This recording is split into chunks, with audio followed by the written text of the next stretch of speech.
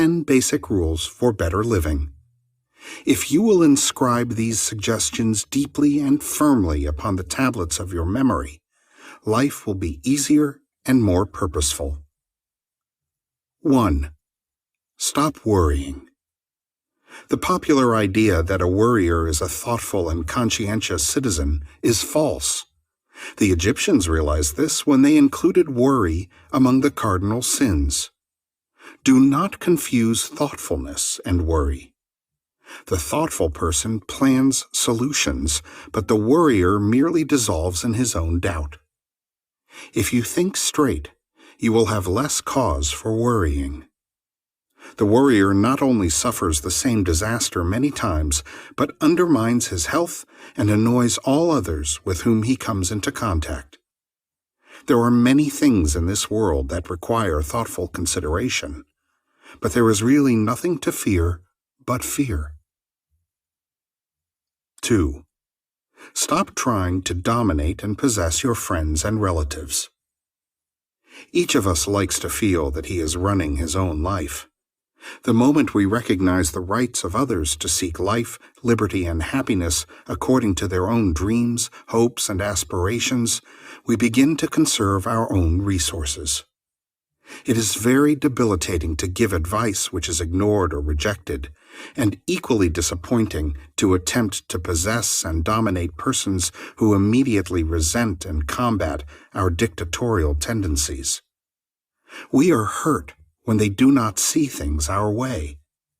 If we save advice for ourselves and those who seek it from us, and who are therefore grateful, all concerned will be the better. 3. Moderate ambition.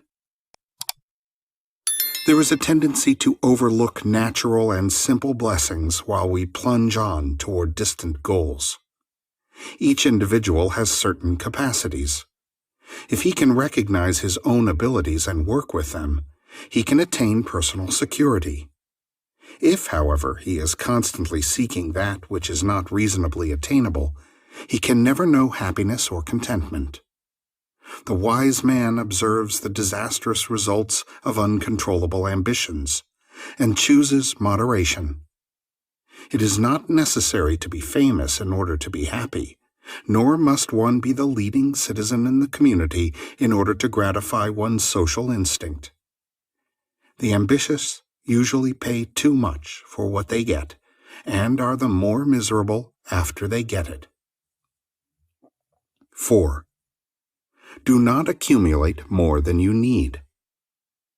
There is no real distinction in being the richest man in the graveyard.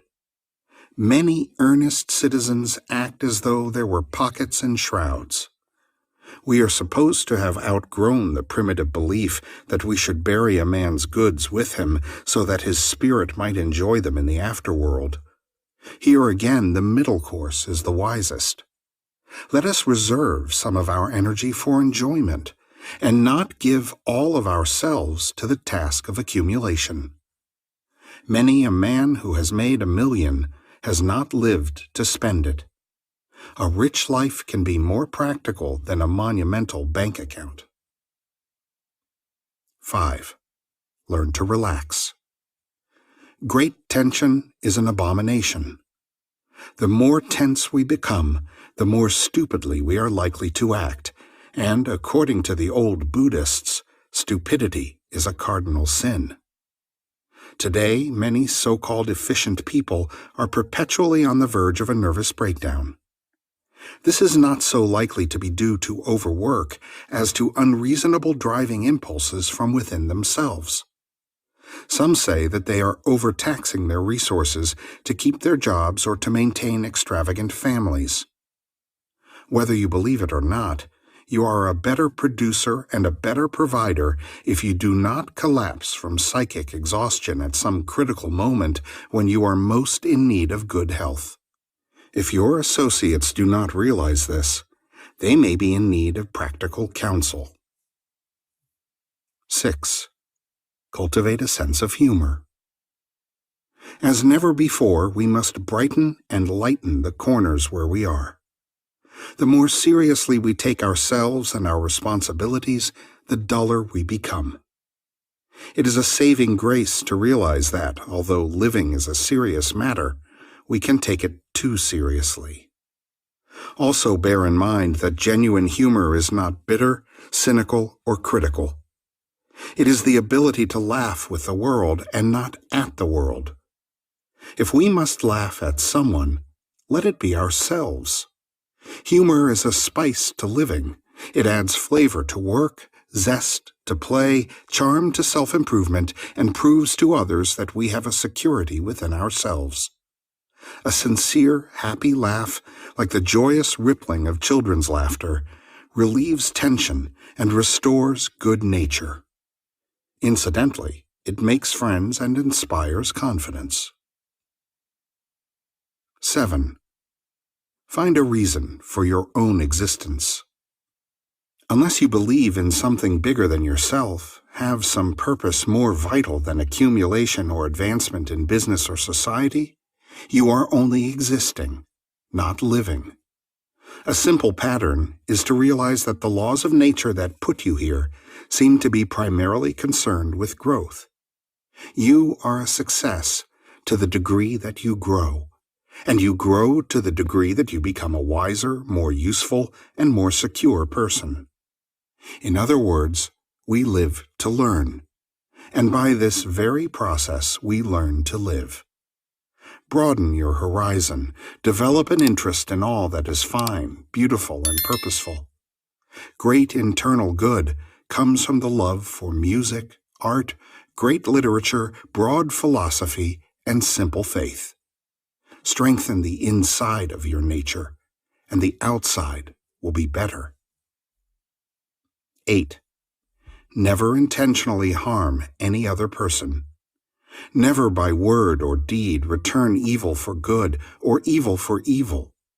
Weed negative and destructive thoughts and emotions out of your personality, or they will ultimately contribute to your misery.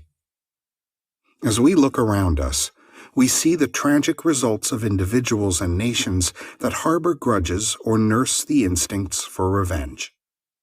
The harmless life saves those who live it from many of the mortal shocks that flesh is heir to.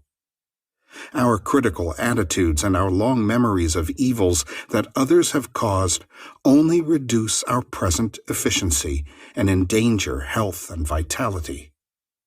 Even the selfish man realizes that he cannot afford to keep a grudge, and the unselfish simply will not permit grudges to accumulate because they know better and they believe better. 9. Beware of anger. When ill temper controls us, we are no longer able to control ourselves. In a moment of anger, we may create a situation which will require years to remedy. Why should we spend our time trying to recover from our own mistakes?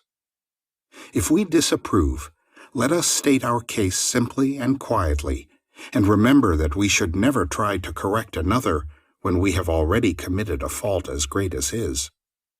A quick temper is a serious handicap in business or in the home. It is useless to say that we cannot control anger. This is as much as to admit that we have lost the power to control ourselves. If we resent the unkindness of others and the collective irritability of this generation, let us make sure that we are not one of the irritating factors. 10. And last, in fact, and most important, never blame others for our own mistakes. It is hardly necessary.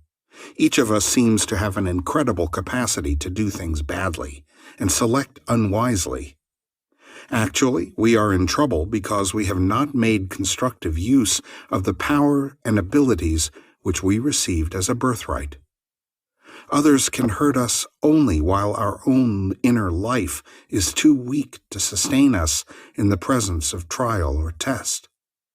Instead of resenting misfortunes and seeking to excuse our own limitations, we must face the facts.